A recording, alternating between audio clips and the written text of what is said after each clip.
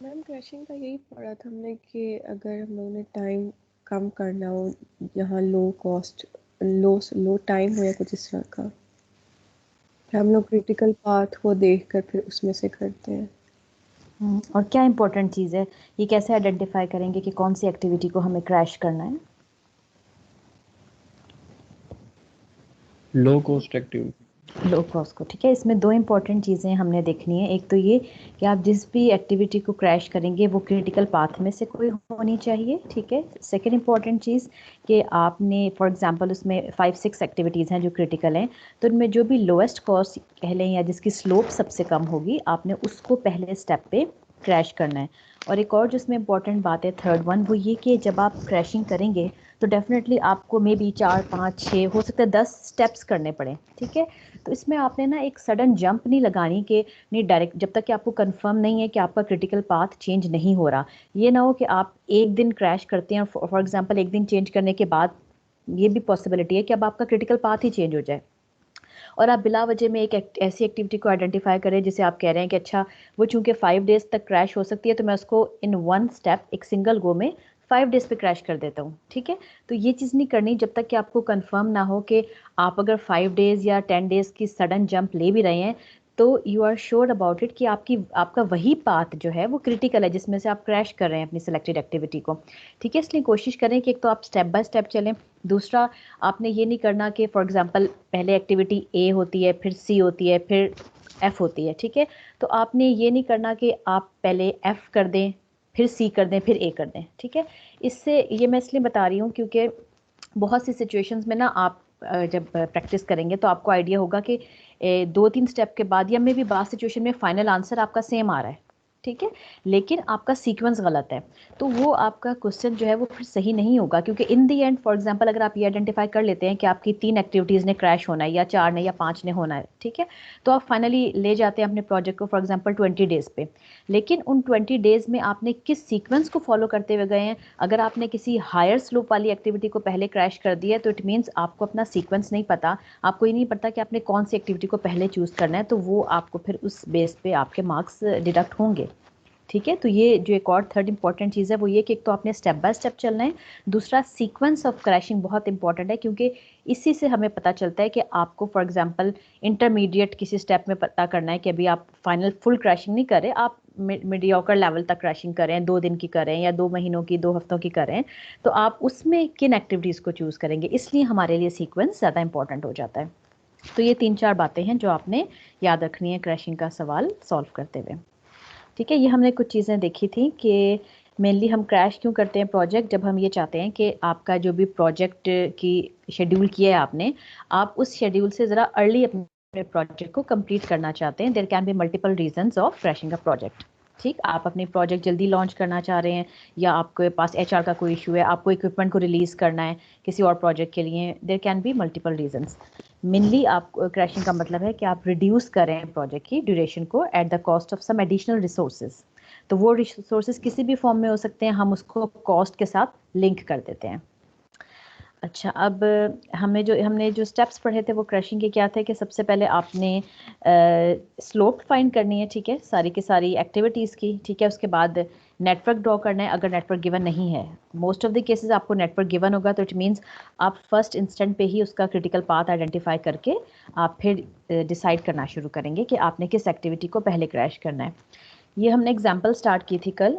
जो भी आप क्रैशिंग की एग्जाम्पल करेंगे उसमें आपको हर एक्टिविटी से रिलेटेड 4 इन्फॉर्मेशंस अवेलेबल होंगी, ठीक है, या 4 पैरामीटर्स आपको गिवन होंगे। Normal time, normal cost, crash time और क्रैश कॉस्ट, ठीक है, क्योंकि यही चारों पैरामीटर्स मिलके आपकी स्लोप को डिटरमिन करते हैं। तो स्लोप मोस्टली आपको खुद कैलकुलेट करनी होगी इसी फॉर्मूले से जो भी हमने पीछे देखा था कल, ठीक है। अब दूसरी इंपॉर्टेंट चीज़ जो सॉल्व करते हुए आपने देखना है कि मैक्सिमम क्रैश टाइम कितना है, ठीक है, ये भी आपको गिवन नहीं होगा, ये आपने खुद डिटरमिन करना है by subtracting normal time and crash time. जैसे आप फर्स्ट एक्टिविटी को देखें तो ए एक्टिविटी का नॉर्मल टाइम 3 डेज़ है, और जब आप उसको क्रैश कर सकते हैं तो आप उसको 2 डेज़ पे लेकर आ सकते हैं, फर्दर रिडक्शन नहीं कर सकते, ठीक है। तो यानी 3 - 2 विल गिव यू 1, यानी ए एक्टिविटी सिर्फ एक दिन क्रैश हो सकती है। सिमिलरली अगर आप देखें एक्टिविटी नंबर डी को, ठीक, तो उसका नॉर्मल टाइम 11 डेज है और क्रैश टाइम 7 है, यानी 11 माइनस 7 विल गिव यू 4। तो डी एक्टिविटी को आप 4 डेज तक क्रैश कर सकते हैं।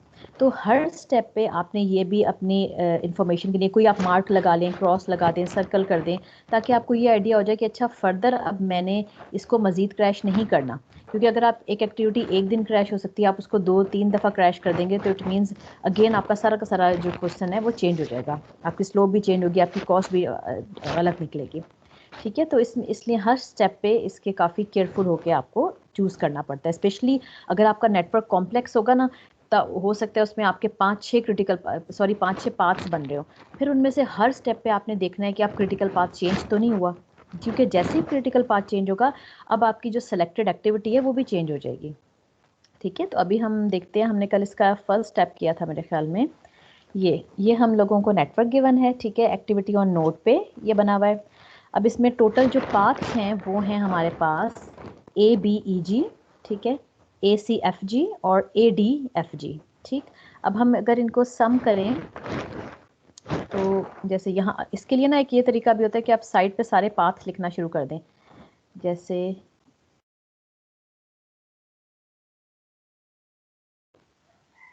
ABEG, ACFG और ADFG।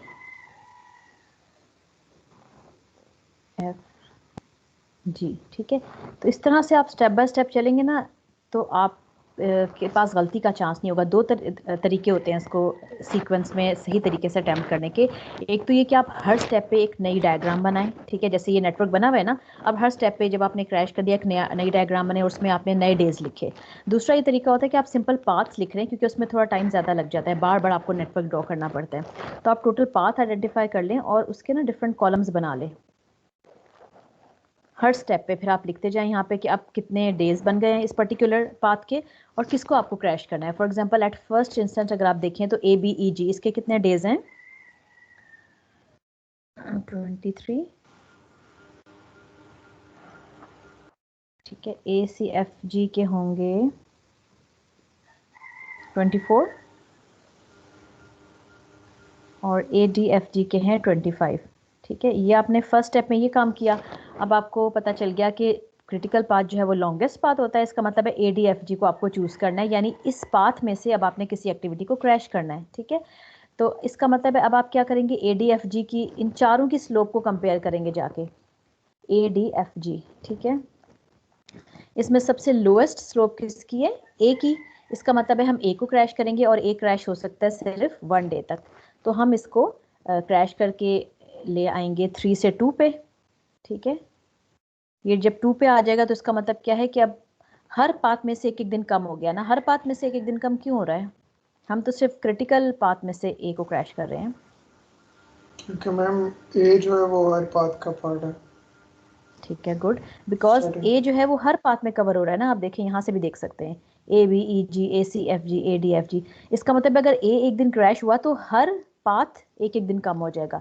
ये 23 से 22 पे आ गया, ठीक है, ये 24 से 23 पे आ गया और ये 24 से 25 से 24 पे आ गया। अब आप किसी भी तरीके से बेशक A पे क्रॉस लगा लें या 2 लिख लें, कुछ भी कर लें, ताकि आपको बस ये याद रहना चाहिए कि अब आपने A को मज़ीद क्रैश नहीं करना। ठीक, अब आप सेकंड स्टेप में देखें तो अभी भी क्रिटिकल पाथ आपका यही है ADFG।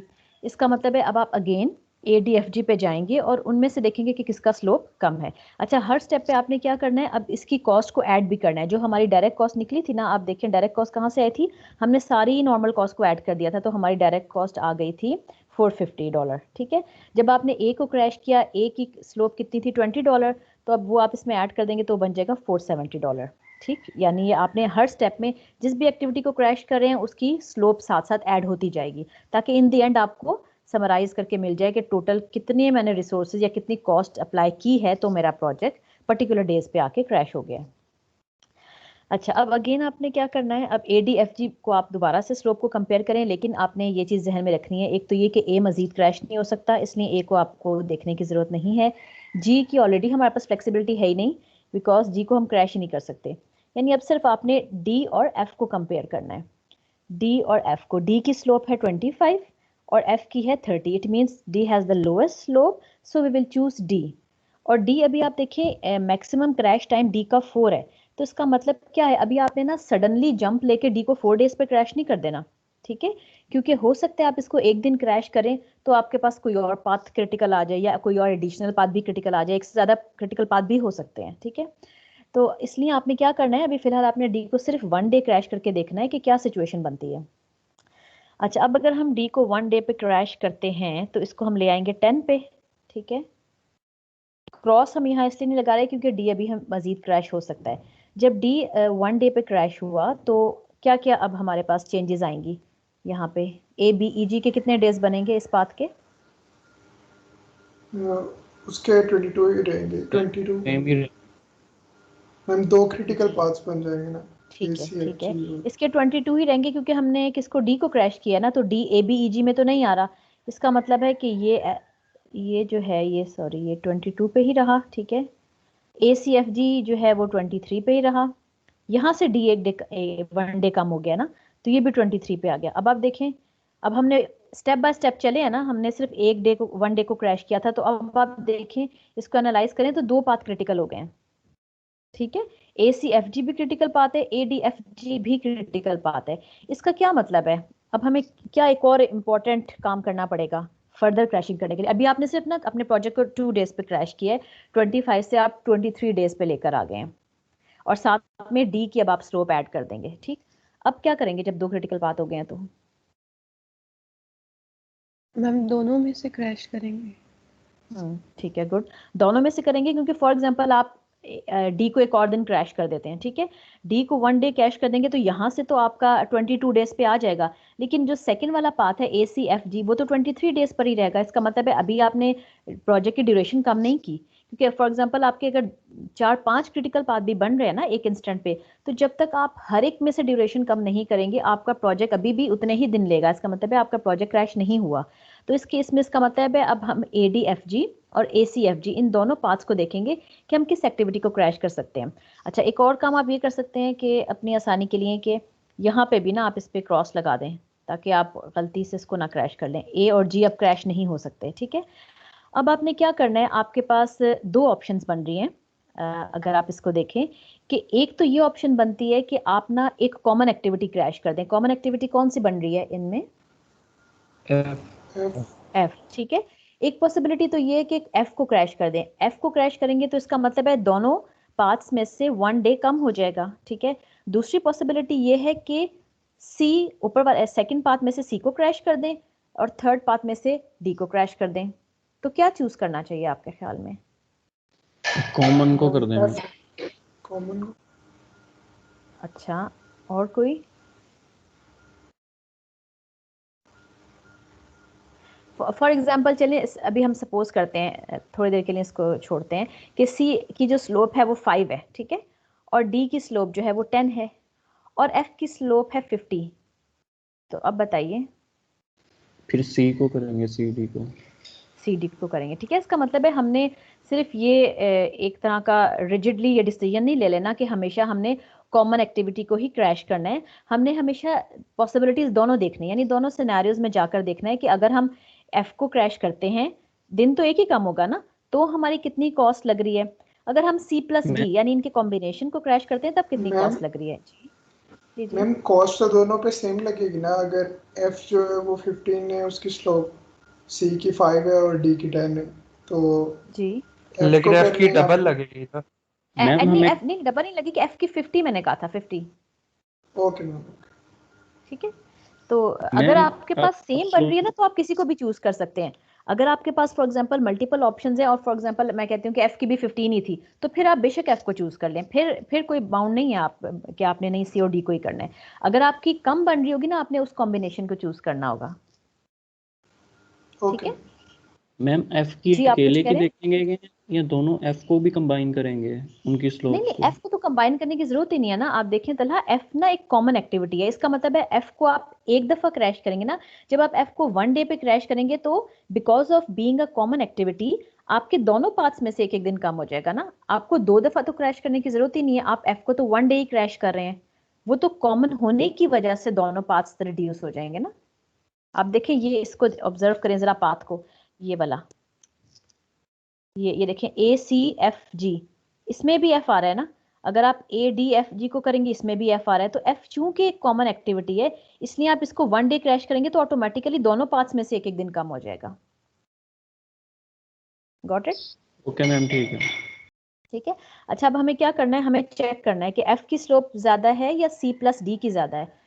तो ये अगर आप इस तरह करेंगे ना हर स्टेप पे, तो उम्मीद है आपसे गलती नहीं हो। F की और C+D की कंबाइंड स्लोप आपने देखनी है, ठीक है। अच्छा जी, अब हम देखते हैं, F की है 30, अच्छा, और C की 30 है, D की 25 है, यानी किसको प्रेफर करना चाहिए? एफ को करेंगे। F, ठीक है, क्योंकि CD को अगर आप करेंगे तो बन जाएगी 55, ठीक है ना। तो हम F को क्रैश करते हैं। जब हम करेंगे F को क्रैश, तो ये, और F कितने दिन हो सकता है ये भी हम साथ में देख लेते हैं, 1 डे, ठीक है। तो F को हम क्रैश कर देंगे, ये 4 पे आ गया। अब हम मजीद F को क्रैश नहीं कर सकते, इस पे हम क्रॉस लगा देते हैं।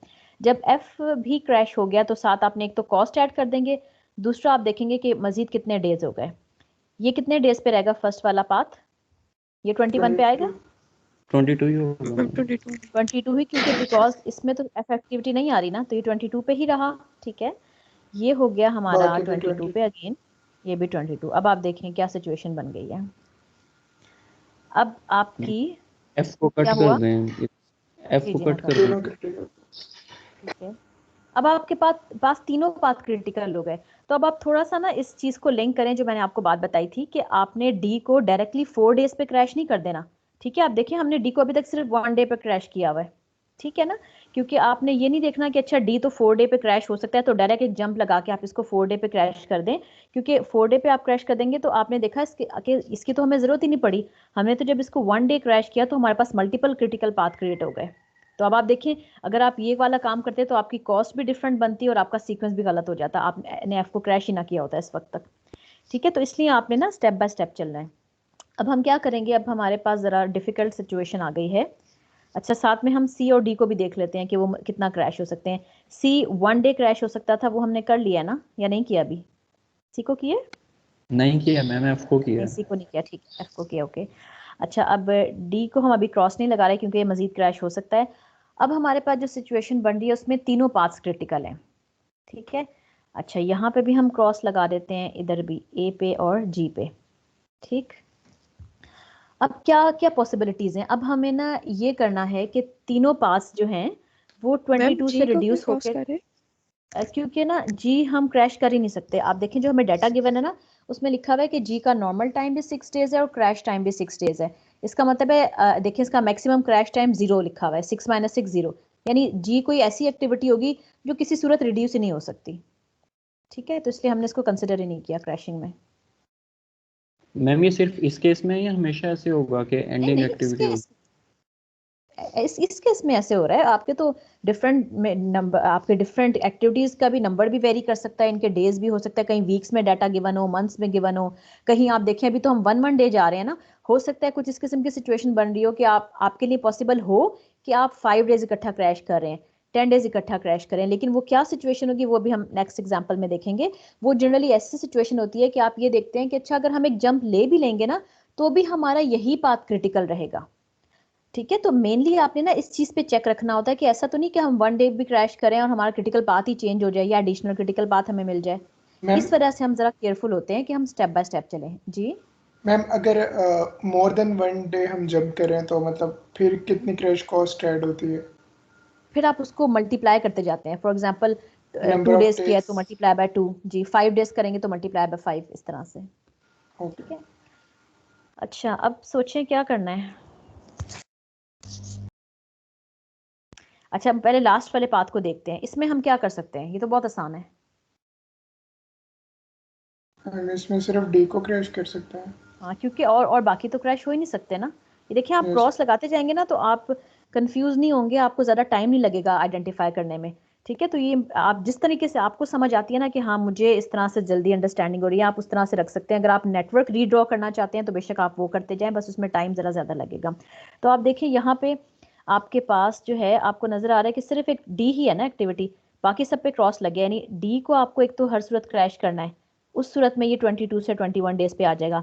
अब जाहिर है ये एक पाथ तो आ गया, पाथ नंबर 3। पाथ नंबर 2 को भी तो हमें करना है, अदरवाइज तो ये क्रिटिकल ही रहेगा, आपके प्रोजेक्ट की ड्यूरेशन ही चेंज नहीं होगी। इसका मतलब है हर सूरत चाहे जितनी मर्जी कॉस्ट हो अब सी की। अब आप देखिए, अब आप इसमें क्योंकि आपके पास कोई चॉइस नहीं है ना, तो चाहे $100 भी इसकी कॉस्ट होती है, आपको इसको क्रैश करना पड़ना था, ठीक है। अच्छा, अब हम कहाँ पे हमारे पास कुछ चॉइस अवेलेबल है? हम बी और ई में। बी और ई में, इसका मतलब है अब हम बी और ई की स्लोप देखते हैं जाके। बी की है 40 और ई की है 30, it means we will prefer E, ठीक है। अच्छा, अब हम यानी हमें आइडेंटिफाई हो गया कि हमने ई को करना है। अब आप देखें, जब 3 क्रिटिकल पाथ बन गए तो आपने ना ये चीज़ जहन में रखनी है, अभी आपका ये वाला जो काम अब इस वक्त हम कर रहे हैं ना, ये एक ही स्टेप में होगा, ठीक है। इट मीन्स कि जब आप अपने प्रोजेक्ट की ड्यूरेशन चेंज करें, you are moving from 22 to 21 days, तो आपको ये तीनों एक्टिविटीज़ क्रैश करनी है, ये अलग अलग स्टेप्स नहीं है, ठीक है। क्योंकि आप ऐसा नहीं है कि पहले 22 से 21 पे आ रहे हैं, फिर 20 पे जा रहे हैं, फिर 19 डेज पे जा रहे हैं। आप एक ही डे पे रिड्यूस हो रहे हैं, अपने प्रोजेक्ट की ड्यूरेशन 1 डे कम कर रहे हैं, लेकिन eight the cost of all these three activities. यानी इन सब की जो स्लोप है ना वो सम होगी, वो जो कॉस्ट बनेगी वो ऐड होगी, फिर आप अपने प्रोजेक्ट को कहेंगे कि we are bringing our project from 22 to 21 days now, ठीक है। तो आगे चल के देखते हैं हम क्या हुआ। अब हमारे पास ये वो सिचुएशन है जो अभी हम बात कर रहे हैं कि आपने ये ई सी डी, ठीक है, इन तीनों को क्रैश किया, तो देखें एक ही स्टेप में बनाया हुआ है। तब हम क्या करेंगे, 22 से अब हम आ सकेंगे 21 डेज के ऊपर, और इनकी जो भी कॉस्ट बन रही है वो आपने फिर लिख दी, ठीक है। ये लिखी हुई है सी डी ई, ये सारी हमने आइडेंटिफाई की थी अभी पीछे। सी डी ई, ये कॉस्ट इनकी बनेगी, ये सब ऐड हो जाएगी, तो अब हमारी जो टोटल कॉस्ट बन गई है वो कितनी बन गई है, $610। ये इसमें एक तो आपकी नॉर्मल कॉस्ट शामिल है, ठीक है, और बाकी हमने जो हर स्टेप पे किया था ना ऐड, वो। अब आप देखें मजीद हम क्या कर सकते हैं। अभी हम दोबारा से इसको एक दफ़ा देख लेते हैं। ये हमारे 3 पार्ट्स हैं ना, A B E ji, A B E जी, और है हमारा ए सी एफ जी, और जो थर्ड वन है वो ए डी एफ जी। अच्छा, अब ए और जी हमारे हो गए थे, ठीक है, और एफ भी हो गया था, ठीक है। और क्या डी हमारे पास है भी अवेलेबल? डी तो हाँ था ना, डी तो 4 डेज क्रैश हो सकता था। सी कितने दिन क्रैश हो सकता है? सी 1 डे, और 1 डे हमने उसको क्रैश कर लिया था, ठीक है, तो इसलिए हम इस पर भी क्रॉस लगा सकते हैं। ए बी ई जी, अच्छा उसमें से आप देखें ई जो है हमने क्रैश कर लिया था, ई अभी हो सकता है और बी भी हो सकता है, ठीक है। यानी ये हमारे पास इस वक्त करंट ये सिचुएशन बन रही है। तो और हमारा जो प्रोजेक्ट है फिलहाल वो 21 डेज में कंप्लीट हो सकता है। तो आगे अब हम क्या करेंगे, आप किसको क्रैश करेंगे? अभी ये सबसे हमें 21 मिल रहा है। मैम दोबारा बी ई और डी से क्रैश कर देंगे। अच्छा ठीक है, और कोई?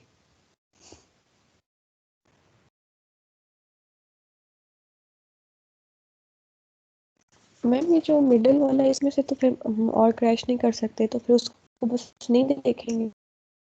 इसका मतलब है अब हम क्रैश करेंगे ही नहीं। आप देखिए फॉर ठीक एग्जांपल है। जैसे आपने कहा ना, अगर आप कह रहे हैं कि अच्छा ठीक है हम डी को भी कर सकते हैं, बी में से भी किसी एक को कर दिया, तो ये आ जाएगा ना फिर 20 डेज पे, ठीक है। ये 20 पे आ गया और ये भी 20 पे आ गया, लेकिन हमें पता है कि ये जो पाथ है ये वाला, ये तो 21 से कम हो ही नहीं सकता, क्योंकि ए सी एफ जी आप देखिए हमने सब पे क्रॉस लगा लिया, it means it can not be reduced further. तो जब हमें पता है कि हमारा ये वाला पाथ क्रिटिकल है रहेगा ही, ठीक है, और ये 20 डेज पे कभी भी नहीं आ रहा, इसका मतलब है कि अब हम बिला वजह में यहाँ पे और यहाँ पे भी रिसोर्सेज नहीं लगाएंगे। हम कह देंगे कि अच्छा this project can not be completed in less than 21 days, it will always take maximum minimum 20 days, तो उसको लगेंगे ही लगेंगे यस इवन आफ्टर क्रैशिंग, ठीक है। तो अब हम बिला वजह में अपने रिसोर्सेज क्यों जाया करें, हम बी वाली स्लोप या ई वाली या डी को ऐड करेंगे, तो वो अगर ये वाले पाथ कम हो भी रहे हैं तो हमारे प्रोजेक्ट की ड्यूरेशन पे तो फर्क नहीं पड़ रहा ना। इसलिए अब हम यहाँ पे स्टॉप कर जाएंगे, हम बिल्कुल भी इसको 20 पे ले जाने की कोशिश नहीं करेंगे, क्योंकि वो यूजलेस है, क्योंकि हमें पता है कि ये वाला जो सेकंड पाथ है ये कभी भी 20 डेज पे नहीं आ पा रहा, ठीक है ना। समझ आया आयमा?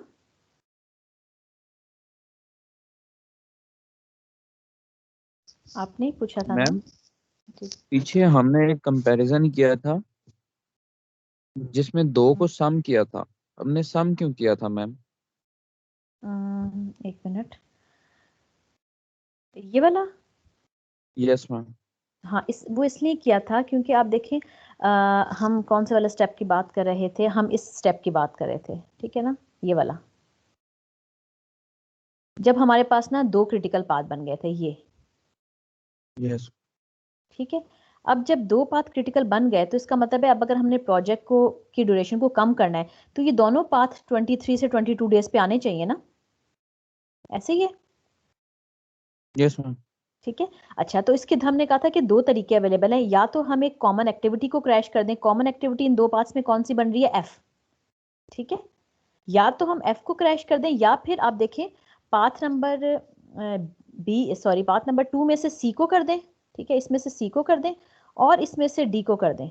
तो हम ये कह रहे थे कि अच्छा, हम अगर प्रोजेक्ट को 23 से 22 डेज पे लाना चाह रहे हैं तो आप या तो एफ को क्रैश करेंगे या C plus D. C plus D का मतलब है जाहिर है सी और डी दोनों को क्रैश करेंगे तभी 22 डेज पे आएगा ना आपका प्रोजेक्ट, ठीक है मैम, समझ आ ठीक गई। है। तो यही वाली चीज हमने आगे भी की है। आप देखें ये जो ये वाली सिचुएशन है ना, ये ठीक है, कि जब आप अपने प्रोजेक्ट को 22 से 21 डेज पे लेकर आए हैं तो आपने ई सी डी इन सब की स्लोप को ऐड किया है ना, E plus C plus D, ये सब ऐड होगी तो हमारे पास ये कंप्लीट प्रोजेक्ट जो है वो 22 से ये 21 डेज पे आया। जो यूं डॉटेड लाइन में बना हुआ है ना सर्कल, ये इसलिए हम करें, ऐसा काम आपको उस वक्त करना पड़ेगा जब भी आपके पास मल्टीपल क्रिटिकल पाथ होंगे। ये हमने क्यों किया था? क्योंकि तीनों पाथ क्रिटिकल हो गए थे ना। ये आप देखिए पीछे, ये सिचुएशन है जो लास्ट वाला कॉलम है ना, 22 22 22, यानी जितने भी पाथ्स आपके नेटवर्क में हैं वो सारे क्रिटिकल हो गए हैं। तो इसका मतलब है अब हमें हर पाथ में से किसी एक्टिविटी को क्रैश करना है, तभी हमारा प्रोजेक्ट 22 से 21 डेज पे आएगा। अगर कोई एक भी पाथ आप छोड़ देंगे ना, इसका मतलब है प्रोजेक्ट अभी भी 22 डेज ले रहा है। क्लियर हो गया? इसमें कोई कंफ्यूजन है तो बताइए, ये बहुत इंपॉर्टेंट टॉपिक है, ठीक है, प्रैक्टिकली भी और वैसे एग्जाम पॉइंट ऑफ व्यू से भी। तो अगर नहीं समझ आई कोई चीज़ तो अभी बताइए, फिर हम एक और एग्जाम्पल कर लेते हैं, ठीक है। मैम जैसे हम अगर एक से ज़्यादा डे क्रैश कर रहे हैं तो हम उससे के साथ मल्टीप्लाई करते हैं, तो जैसे हमने डी को 1 टाइम क्रैश किया तो हम उसका जो उसको कॉस्ट उसको 4 पे डिवाइड करेंगे फिर, क्योंकि उसके 4 डेज था टाइम। यानी आप ये कह रहे हो कि डी को अगर 4 डे इकट्ठा क्रैश किया हमने? मैम हमारे पास जो कॉस्ट है वो 4 डेज की है ना हमारे पास गिवन। नहीं नहीं, हमने आप देखो बेटे, ये जो हमने 4 डेज की थी लेकिन हमने 1 डे की निकाल ली ना। आप इस स्लाइड को देखिए, वो जो हमें कॉस्ट देखें, क्रैश कॉस्ट गिवन है ना 70, ठीक है। जैसे हम किसकी बात करें, आप बात करें डी की, ठीक है। तो हमने ये हमने क्या किया, हमने इसका एक तो टाइम निकाल लिया, ठीक है, नॉर्मल टाइम और क्रैश टाइम को सब्ट्रैक्ट करके, ठीक। उसके बाद आपने एक्चुअली तो आपने जो सेकंड कॉलम बना हुआ है ना स्लोप का, ये देखना है ना। और ये स्लोप कैसे आई है? ये इस वाले फॉर्मूले से आई है। तो जब आप स्लोप फाइंड कर लेते हैं ना तो वो आपको पर यूनिट की कॉस्ट बता रही होती है, यानी वो ठीक है, पर डे भी हो सकता है, पर वीक भी, पर मंथ भी, ठीक है आगे से। ठीक है। तो इसका मतलब है कि अगर आपने ये जो डी की कॉस्ट निकाली है ना 25 स्लोप निकाली है, इसका मतलब है ये पर, जैसे अगर ये वाली एग्जांपल वीक की हम बात कर रहे हैं, मैं डे का वर्ड यूज कर रही हूँ, यहाँ पे मेरे ख्याल में वीक लिखा हुआ है, ठीक है। तो अगर हम कह रहे हैं कि अच्छा $25 पर वीक हमें दे रहा है, ऐड करने पड़ेंगे, तो अगर 4 वीक के लिए आप इसको डायरेक्टली क्रैश करते हैं ना तो 25 मल्टीप्लाई विथ 4 हो जाएगा, यानी ये फिर $100 बन जाएगी। Got it? Yes ma'am. और कोई किसी का क्वेश्चन है इस एग्जाम्पल में? तो हम वरना अगली एग्जाम्पल करें। अगली एग्जाम्पल से आपको आइडिया होगा, वो जो मैंने बात किया ना कि डायरेक्ट एक बिगर नंबर को आप क्रैश कर दें, ठीक है। करें नेक्स्ट एग्जाम्पल फिर। जी मैम ठीक है। तो देखें, the network and durations given shows the normal schedule for a project. You can decrease the duration at an additional expense. ठीक है। अब यहाँ पे हमें क्या बताया गया है? The owner wants you to finish the project in 110 days. अच्छा, अब आपने ना थोड़ा सा डाटा को भी एनालाइज करना है कि जो भी आपकी प्रॉब्लम स्टेटमेंट है उसमें आपसे क्या रिक्वायर्ड है। अभी आप देखिए पिछले वाले जो क्वेश्चन है उसमें हमें सिर्फ एज सच प्रॉब्लम स्टेटमेंट ये थी कि आपने डाटा गिवन है और आपने इसको क्रैश करना है। क्रैश करना है, कितना करना है ये हमें नहीं बताया गया था। तो इसका मतलब है कि आपने ना बिल्कुल एक्सट्रीम केस तक जाना है। यानी जितना आप रिड्यूस कर सकते हैं, अगर फॉर एग्जांपल ये मजीद रिड्यूस हो सकता ना 21 डेज के बाद भी, तो हम इसको करते जाते हैं 20, 19, 18, 17 जब तक की पॉसिबिलिटी है, ठीक है। लेकिन कुछ सिचुएशन में हो सकता है वो मजीद क्रैश हो सकता हो, लेकिन आपको बाउंड कर दिया जाए बिकॉज आपका फिर प्रोजेक्ट या आपका जो एग्जाम्पल है वो बहुत लेंथी हो रही होगी, ठीक है। उस केस में फिर आपको बाउंड भी कर दिया जा सकता है कि आपने इस प्रोजेक्ट को मे बी 100 डेज पे लेके आना है, 120 डेज पे लेके आना है, तो फिर आपने बिला वजह में एक्स्ट्रा क्रैशिंग नहीं करनी। अब यहाँ पे हमें बाउंड किया गया है that you have to finish the project in 110 days. हो सकता है ये मजीद कम भी हो सकता है ना फर्दर रिड्यूस हो, लेकिन हमने अब 110 को अपने जहन में रखना है, अपने टारगेट को, ठीक है। Find the minimum possible cost for the project if you want to finish it on 110 days. यानी अब मिनिमम पॉसिबल कॉस्ट का वही मतलब है कि आपने हर स्टेप पे अपनी स्लोप को देखना है, that you have to prefer the minimum slope for the selection of the activity to be crashed. अच्छा, वही चीज़ अब आपको उससे मिलता जुलता ही डाटा गिवन है, जैसे मैंने आपको बताया कि क्रैशिंग में आपको ये 4 पैरामीटर्स हर सूरत गिवन होंगे, ठीक है, क्योंकि ये आप खुद से नहीं आइडेंटिफाई कर सकते ना। एक्टिविटी है आपके पास टोटल 1 2 3 4 5 6 A to F, और आपको हर एक्टिविटी की ये 4 पैरामीटर्स की इंफॉर्मेशन गिवन है। नॉर्मल टाइम, ठीक है, crash time, normal cost, crash cost. अब यहाँ पे ये गिवन है डेज में, ठीक है, तो कोई फर्क नहीं पड़ता, यूनिट आपने बस देखना है जो भी गिवन है, हम पर यूनिट के हिसाब से सॉल्व करते हैं। तो आपका फर्स्ट स्टेप अब क्या होना चाहिए इस डाटा को देखते हुए? स्लोप स्लोप निकालना। स्लोप, ठीक है, तो आप सबकी स्लोप फाइंड करेंगे। ये नेटवर्क आपको गिवन है। अब ये थोड़ा सा डिफरेंट है, इस नेटवर्क में क्या डिफरेंट बात है पिछले वाले से? मैम वो एक्टिविटी ऑन नोट्स था, ये एक्टिविटी ऑन, ठीक है, गुड। ये चीज़ें आपको इसलिए डिफरेंट में करा रही हूँ ताकि आपको हर तरह से आइडिया हो जाए, मेथड सारा का सारा सेम रहेगा, ठीक है। अब ये आपको नेटवर्क गिवन है, इसका आईपी रिलेशनशिप भी गिवन है, इसका मतलब है हमें खुद से नेटवर्क ड्रॉ करने की असर ज़रूरत नहीं है, ठीक। अच्छा, अब इसमें जनाब कितने पाथ बन रहे हैं? 3 3 है मैम। 3 बन रहे, ठीक है, गुड। अब हम क्या करते हैं, अगेन हम ऐसा करते हैं फॉर इजीनेस, हम यहाँ पे लिख लेते हैं एक पाथ तो हमारा सिंपल ये ए है, ठीक है, ये वाला, ठीक है। अच्छा, दूसरा जो हमारा पाथ बन रहा है वो बन रहा है B C D E, B C D E, ठीक है। अच्छा, थर्ड बन रहा है B F E, yes ma'am. ठीक है। ये इस तरह करना ज़रूरी नहीं है, लेकिन मुझे लगता है इस तरह ज़रा गलती का चांस नहीं होता, इसलिए मैं इस तरह ये कॉलम बना के करती हूँ। आप अगेन जिस तरह आपको आसानी लगती है करें, बस स्टेप बाय स्टेप करना है आपने, ठीक है। अच्छा, स्लोप ये फाइंड हो गई है, इसका कोई मसला नहीं है, सिंपल फार्मूला आपने यूज़ करना है स्लोप का। अब हमने क्या करना है, हमने सबसे पहले जब, ठीक है, हमने नेटवर्क भी बना हुआ मिल गया, स्लोप हमने फाइंड कर ली, क्रिटिकल पाथ अब हमने आइडेंटिफाई करना है। तो क्रिटिकल पाथ कौन सा बन रहा है हम देखते हैं। एक की कितनी ड्यूरेशन है, टोटल 120, ठीक है, ये हो गया। बी सी डी की कितनी बन रही है, काउंट करें ज़रा। 140 मैम 140 ओके, 140 जी, और ये बी एफ ई 130 130, ठीक है। अच्छा, अब बताइए कौन सा क्रिटिकल पाथ बन रहा है इसमें, BCD लॉन्गेस्ट पाथ, ठीक है, बी सी डी ई। अच्छा, अब यहाँ पे आपको वो चीज़ ऑब्जर्व होगी जो मैंने भी आपको पीछे मेंशन की थी कि आप ये देखें कि इन तीनों पाथ्स की ड्यूरेशन को अगर आप कंपेयर करें, 120, 140, 130, ठीक है, 120 को तो फिलहाल थोड़ी देर के लिए भूल जाएं, 140 और 130 में आप अगर कंपैरिजन करें तो इनमें 10 डेज का डिफरेंस है।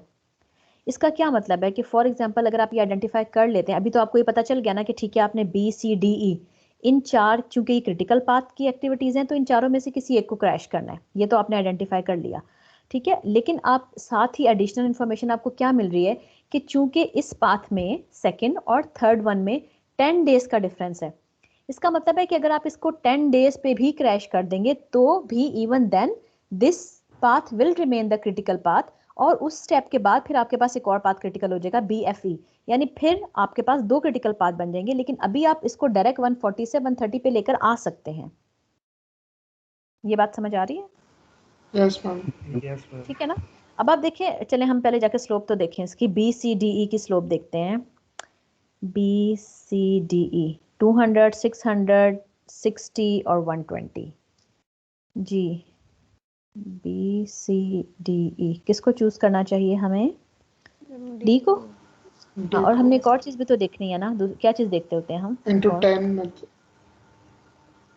हाँ वो तो देखेंगे, लेकिन ये भी तो देखना है कि डी हो भी सकता है 10 डेज क्रैश के नहीं, ये तो हमने देखा ही नहीं। इसमें टाइम देखा। ये वाला भी कॉलम हमें बनाना चाहिए था इधर, बल्कि बना लेते हैं, क्योंकि ये चीज़ मैम बहुत हो इंपॉर्टेंट सकता है। है ये ना हो कि टोटल 10 डेज क्रैश हो सकता ठीक है, ये तो अच्छी बात है, क्योंकि ये आपको ना भी डाटा गिवन हो, ये काम आपने खुद कर लेना है। ठीक है, ए कितना हो सकता है 20, ठीक है, है इसमें। ये हम सिंपल माइनस कर रहे हैं ड्यूरेशन को, 120 माइनस 100। बी हो सकता है 5 डेज, और सी हो सकता है 10, डी हो सकता है 10, और ई हो सकता है अगेन 10, और ये 15। ठीक है, ये मैक्सिमम क्रैश टाइम है। ठीक, अच्छा इसका मतलब है अभी हम जिसको कंपेयर कर रहे हैं वो है हमारे पास बी सी डी ई, और बी सी डी ई में हमने देखा हमारे पास डी की सबसे लोएस्ट स्लोप है $60 पर डे। ठीक, और हमने फिर देखा कि क्या वो 10 डेज पे क्रैश हो सकता है। इसका मतलब है अब आप देखें, अब आप 10 स्टेप्स नहीं करेंगे। ठीक है, पिछला वाला क्वेश्चन थोड़ा सा डिफरेंट इस सेंस में था कि उसमें हमारे लिए वन डे भी इंपॉर्टेंट था। ठीक है, एक डे भी हम क्रैश करते थे तो क्रैशिंग एक्टिविटी या क्रैशिंग पाथ जो सॉरी क्रिटिकल पाथ जो है वो मल्टीपल हो जाते थे। ठीक है, चेंज हो जाते थे। अब यहाँ पे आप देखें कि 10 डेज भी अगर आप डी को क्रैश कर सकते हैं, आपके पास इतनी फ्लेक्सिबिलिटी है, उसकी स्लोप भी कम है, और 10 डेज हो भी सकता है डी क्रैश। और जब आप 10 डेज एक स्टेप में कर देंगे, फिर आपके पास 2 क्रिटिकल पाथ बन जाएंगे। तो अब आपको 10 स्टेप्स करने की जरूरत नहीं है। ठीक है, बिला वजह में आप अपना टाइम वेस्ट करेंगे। आप क्या करेंगे, यहाँ पे डायरेक्टली सिंपल लिख देंगे कि ये 30 से आ गया 20 पे। ठीक है, अच्छा, और फिर आप क्या करेंगे, 60 पर डे की कॉस्ट थी ना, तो 60 इंटू 10 यानी $600। तो जो भी इसकी डायरेक्ट कॉस्ट बन रही थी उसमें अब आप $600 ऐड कर लेंगे। डायरेक्ट कॉस्ट हमने नहीं निकाली, ये निकली हुई है सॉरी यहाँ पे, लेकिन आप जो है वो यहाँ पे कॉलम बना के लिख सकते हैं। ठीक है, ये सारी की सारी नॉर्मल कॉस्ट जो है जब वो ऐड हो जाएगी ना, इसको सम अप आप कर लेंगे तो ये आपकी डायरेक्ट कॉस्ट आ जाएगी। ठीक, फिर उसमें आपने ना अब जो हम जिस एक्टिविटी को क्रैश करते जाएंगे उसकी कॉरस्पॉन्डिंग कॉस्ट जो है वो ऐड होती जाएगी। जैसे हम डी को 10 डेज पे क्रैश कर रहे हैं तो फिर यहाँ से आपके $600 इसके ऐड हो जाएंगे। ठीक, अब जब हमने 10 डेज क्रैश कर दिया तो हमारे पास क्या पाथ्स बने, 120 पे ही रहा जो हमारा पाथ नंबर 1 है। बी सी डी ई कितने पे आ जाएगा, ये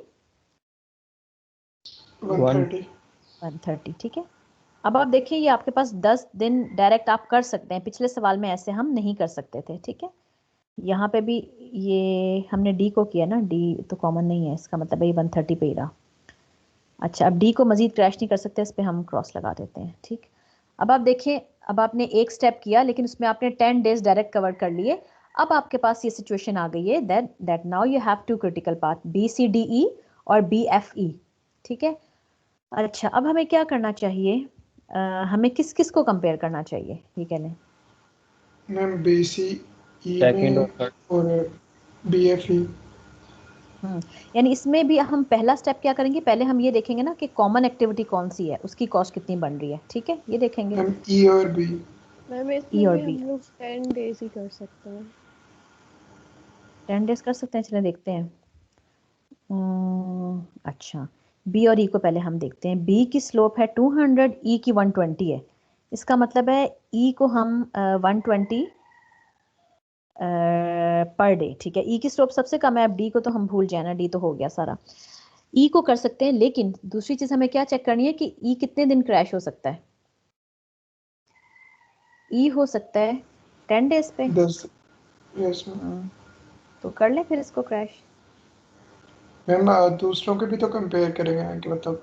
हाँ सही, दूसरों के भी तो करने हैं। ठीक है, ये तो हमने देखा ही नहीं। ई की अभी बन रही थी हमारे पास कितनी, 120। ठीक है, और बी की हमारी, अगर बी को अलोन करते हैं हम तो बी की बनती है 200।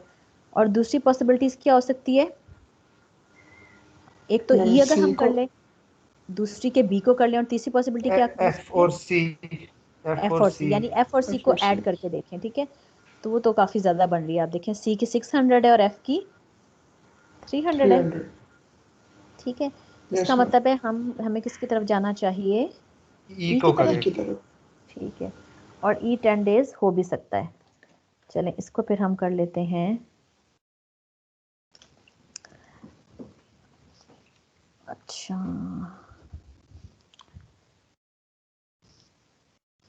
120 पे। ठीक है, ये अब आ जाएगा 120 पे। हम करने जा रहे हैं ई को क्रैश, और ई 10 डेज पे हो सकता है, तो इसका मतलब है हम इसको डायरेक्ट ई पे क्रॉस लगा देते हैं, ऐसे ही है ना, ई 10 डेज तक हो सकता था, ठीक है। ई पे अब हम क्रॉस लगा देते हैं, ठीक है।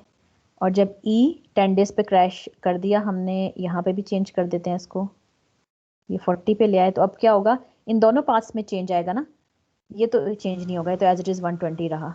अब ये भी कितना हो गया, 120 और 120, और ई पे हमने क्रॉस लगा दिया, ठीक है। क्लियर है यहाँ तक? Yes ma'am.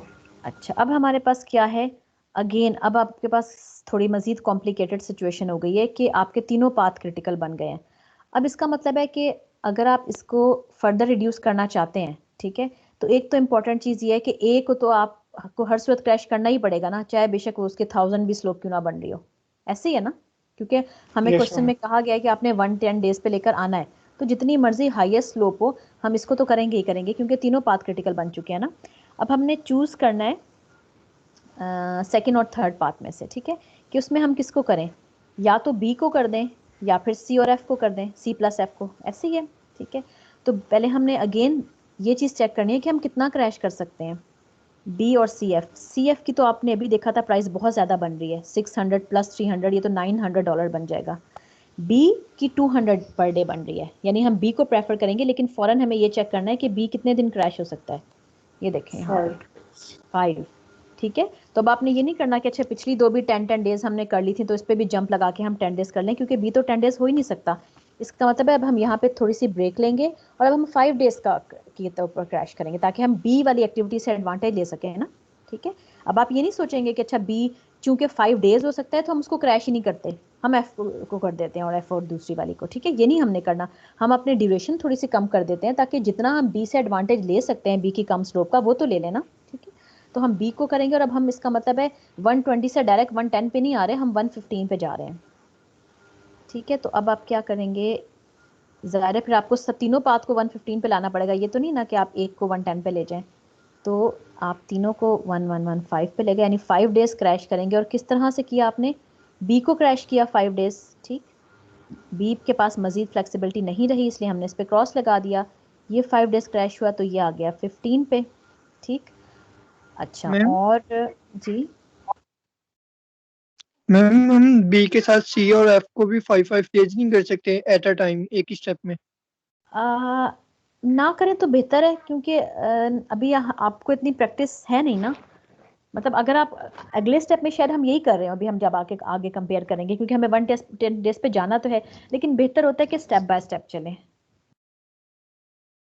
ठीक है। अगर आपको बहुत प्रैक्टिस हो गई है ना और आपको श्योर है, ठीक है, तब तो आप ये काम करें, अदरवाइज मैं जनरली कोशिश करती हूँ कि आप स्टेप बाय स्टेप करें, ताकि आप किसी एक्टिविटी को मिस ना करें, ठीक है। क्योंकि इससे ये होता है कि जब आपको ना इस तरह चीज़ें आप यूँ समझ लें कि ओरली अपने माइंड में करना शुरू कर देते हैं ना, तो फिर बाज़ दफ़ा ऐसा होता है कि आप ना सीक्वेंस आगे पीछे कर देते हैं, क्योंकि हो सकता है आप फॉर एग्जांपल मे बी इसको 100 डेज पे ले जाना है, तो आप डायरेक्ट सोचें कि अच्छा 100 डेज पे ना ये कॉम्बिनेशन करके 100 डेज पे चला जाएगा, लेकिन उस पर्टिकुलर कॉम्बिनेशन में पहला स्टेप क्या था, वो कौन सा था, वो फिर आप इस तरह से उस स्टेप को स्किप कर देंगे। जैसे फॉर एग्जाम्पल आपके पास में भी किसी स्टेप में आपका जो प्रोजेक्ट मैनेजर है उसके पास इतने रिसोर्सेज नहीं थे कि वो मजीद कॉस्ट लगा सकता, तो हो सकता है उसको 115 पे स्टॉप करना पड़ता, ठीक है। तो 115 पे स्टॉप करने के लिए फिर वो सी एफ को कर रहा है या बी को कर रहा है चूज, वो फिर इंपॉर्टेंट बात बन जाती है। इसलिए कहा जाता है कि अगर स्टेप में चला जाए तो बेहतर है, ताकि हमें किसी भी स्टेप पे रुकना पड़े ना कि अच्छा 125 पे क्या क्या सिचुएशन थी, 120 पे क्या सिचुएशन थी, 115 पे क्या सिचुएशन थी, तो आपको उस वक्त की कॉस्ट पता चल रही हो। उस तरह अगर आप डायरेक्ट 120 पे जाएंगे तो आप डायरेक्ट कॉस्ट लिख देंगे कि अच्छा सम अप करके C plus F plus B को ऐड किया तो ये कॉस्ट बनी थी, ठीक है। इसलिए कोशिश करें कि प्रेफरेबल है कि स्टेप बाय स्टेप ही चलें, ठीक है। अच्छा, इसके बाद अब यानी कितनी कॉस्ट ऐड होगी, एक तो बी की कॉस्ट ऐड होगी 5 डेज की, और ए की भी होगी। ए की कितनी स्लोप थी हमारे पास 100, ठीक है, 100 पर डेज का मतलब है हम 5 डेज कर रहे हैं क्रैशिंग, तो कितनी ऐड होगी ए की 500। 500, ठीक है, 500 इसके ऐड हो जाएंगे, और बी की हमारे पास 200 थी तो 200 इंटू 5000 यहाँ से ऐड हो जाएंगे, ठीक। अच्छा, ये हो गया, तो कॉस्ट मैं नहीं लिख रही, वो आपको पता है, सिर्फ सम अप करना है तो वो होता जाएगा। अब यहाँ पे हमें मजीद नेक्स्ट स्टेप में क्या करना है, जो हमारा टास्क था कि आपने 110 डेज पे लेके आना है, 110, तो 110 डेज पे जब आप लेके आएंगे ना, इसके ऊपर ना आप ये कर सकते हैं कि यहाँ पे लिखते जाएं कि कौन कौन सी एक्टिविटी क्रैश हो रही है। ठीक है, तो जरा बहुत अच्छी क्लियर सी पिक्चर बन जाती है आपके पास, आपको खुद भी समझने में आसानी होती है कि कौन सी एक्टिविटी को हमने क्रैश किया है। ठीक है, अच्छा अब यहाँ पे हम इसको लेकर आए, फिर पहले आप 115 पे लेकर आए थे, फिर अब आप लेकर आएंगे 110 पे। ठीक, और ये किस तरीके से हुआ, यानी अब हमारे पास ऑप्शन तो कोई नहीं बची ना, सेकंड और थर्ड पार्ट में थे, यानी सी और एफ को आपको हर सूरत क्रैश करना है। ठीक है, सी को भी कर देंगे 5 डेज और एफ को भी कर देंगे। ठीक है, तो अब आप ये चेक कर लें एक दफा, 110 बन रहा है हर पाथ में से। 50, 60,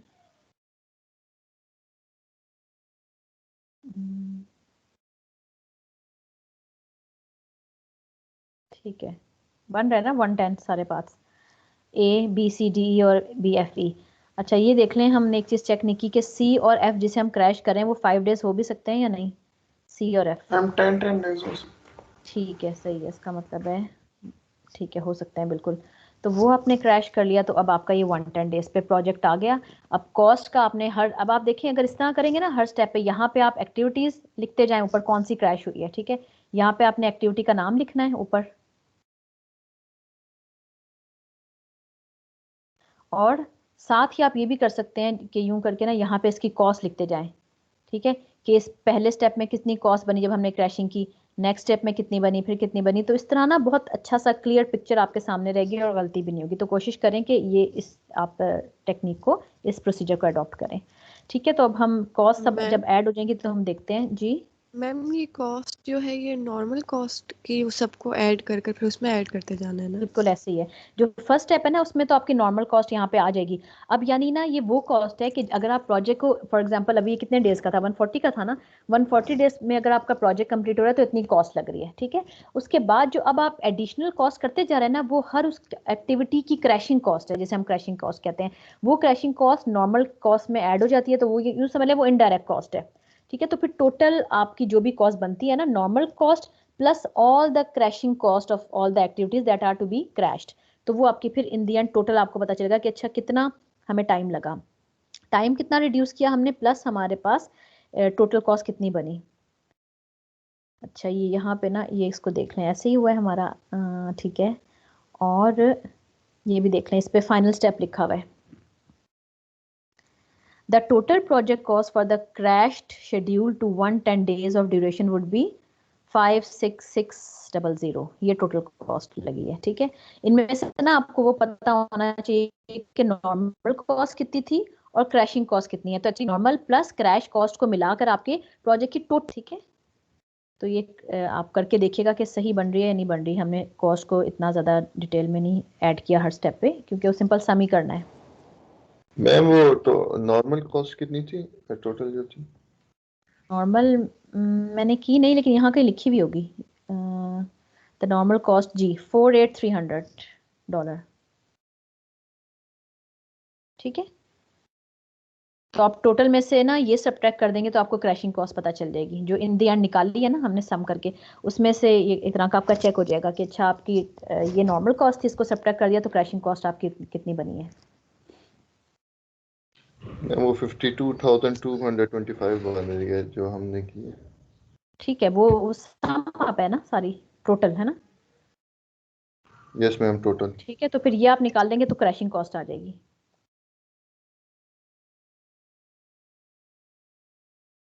ठीक है, कोई इसमें क्वेश्चन किसी का?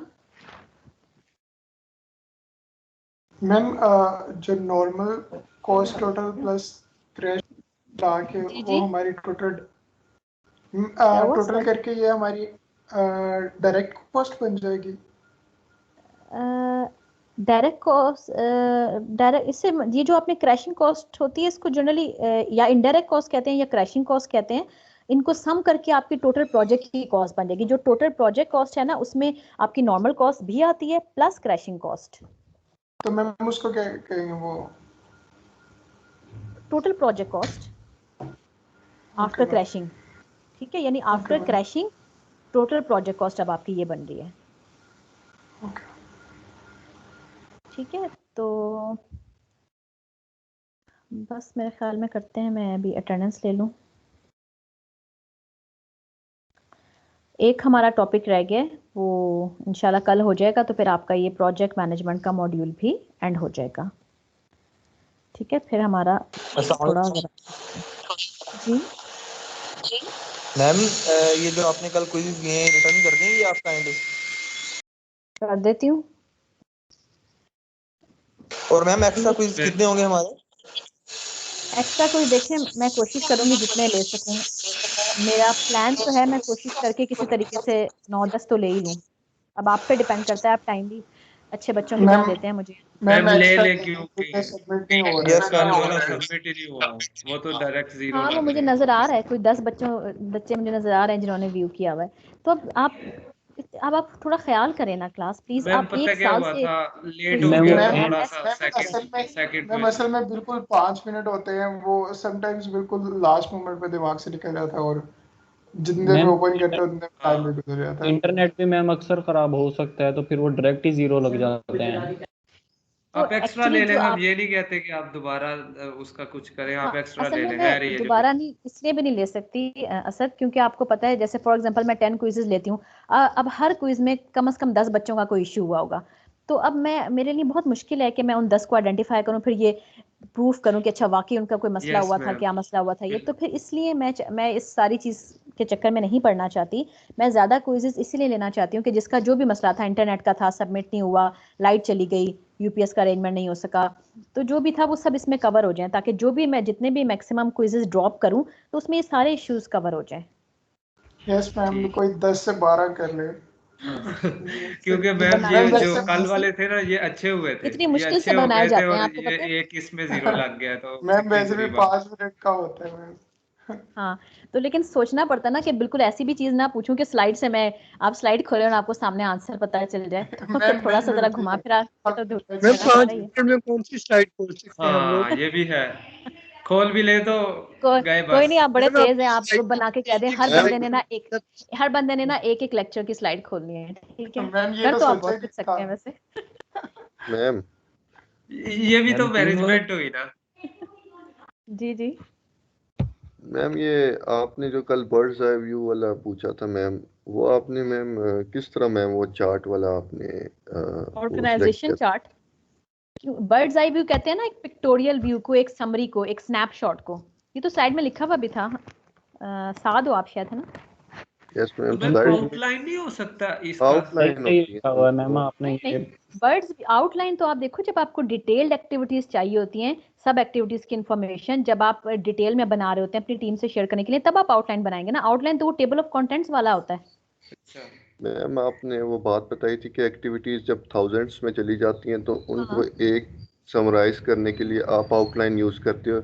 ऑर्गेनाइजेशन चार्ट आप जब थोड़ी एक्टिविटीज होती हैं तो उनको करते हो, जिस तरह मैम तो उसको अगर हम बर्ड्स एक व्यू बुक को। कहते हैं ना, साथ उसको बर्ड्स व्यू ही कहते हैं ना, कि कम एक्टिविटी हो और आपने सिंपल जब क्लाइंट्स को दिखाना है ना, तो क्लाइंट्स तो इंटरेस्टेड नहीं होगा ना बहुत ज्यादा एक्टिविटीज में। तो कि आपने अच्छा ट्रेनिंग डाली हुई है, प्रोक्योरमेंट डाली हुई है, टेंडर किया, डिमांड किया, तो आप उसको सिंपल कह देंगे अच्छा परचेजिंग। ठीक है, तो अब ये वाली चीज आप ऑर्गेनाइजेशन चार्ट में जो होती है उसमें ही प्रेफरेबल है ना, क्योंकि उसमें आपको ज्यादा डिटेल तो बतानी नहीं है। तो बर्ड्स व्यू कहते हैं इसको है कि ऊपर ऊपर से समरी सी, एक पिक्चर सी दिखा दें, एक एक सडन स्नैपशॉट दिखाते हैं। ठीक है, ओके मैम। मैम ठीक है, ये रिटर्न तो वाले हमने क्विज़ेस नहीं होंगे अब? तो 9 से 10 क्विज होंगे मैम, इसमें से सिलेक्ट कितने होंगे, यानी कि कितने आपने करने हैं, रखने हैं? वो तो भी मैंने नहीं डिसाइड किया ना रोमान, क्योंकि जब तक फाइनली जितने होते हैं उसमें से मे बी 3 ड्रॉप कर दूं, अगर ज्यादा हो गए अच्छे खासे तो। ठीक है, 3 तो काफी है ना आपके इस किस्म के मसले कवर करने के लिए, लाइट शाइट वगैरह के। जी मैम इंशाल्लाह हो जाएगा। ठीक है, तो बस 3-4 कोशिश से करें कम। ज्यादा ज्यादा दे दें, नखरे नहीं दिखाने ज्यादा कुछ देते हुए। ठीक है, मैम रिटर्न नहीं लेंगी अब और आप? Return means sorry? मैम जो लिख के देने होते हैं कोई भी पेज नहीं पे नहीं, वो लूंगी एमसीक्यू। अगला वाला। अब जो आपका है ना, ये लेक्चर 6 तक था ना, अब 7, 8, 9, 10, 11, 12 और 13, अब कल ये खत्म हो जाएगा प्रोजेक्ट मैनेजमेंट का मॉड्यूल। तो ये जो 7 मैम लेक्चर्स आगे हैं इसका कंबाइंड होगा। ठीक है आगे जी, ये जो मॉडल्स वगैरह स्टार्ट होंगे ये रिटर्न ही होंगे ना? हाँ, अभी चूंकि जो एक्टिव नेटवर्क्स बनाने हैं, इसका तो मैं जनरली मुश्किल होगा, मैं क्या बनाऊंगी, MCQs टाइप का। एक आध तो रिटर्न होगा ही ना, जब नेटवर्क बनाना है या क्रैशिंग का कोई न्यूमेरिकल अगर आपको दे दिया, वो तो प्रॉपर सॉल्व करके आपको करना होगा, तो उसका टाइम थोड़ा ज़्यादा ही होगा, जाहिर है। मैम आपने टाइमिंग्स ले ली? मैम सॉरी, मैं ले लेती हूँ, एक मिनट।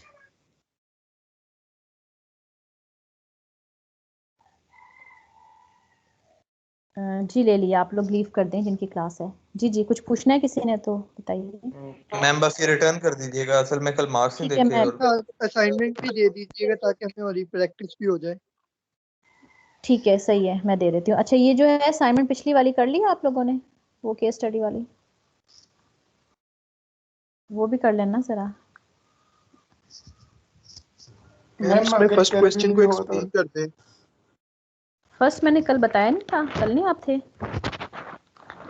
कल मैंने आपको लोगों को बताया था कि जो फर्स्ट वाला क्वेश्चन है ना, जिसमें आपने वो आर्ट ऑफ बीइंग बूफे को डिस्क्राइब करना है। एक तो ये कि मैंने ये भी बताया था कि ज़रूरी नहीं है कि आपने ज़बरदस्ती पूरे 1 पेज का ही लिखना है। अगर आपको लगता है कि आप एक पैराग्राफ में या हाफ पेज पे आपने डिस्क्राइब कर दिया है ठीक से, तो इट्स एनफ, ठीक है। वो मैंने मैक्सिमम लिमिट रखी है 1 पेज की।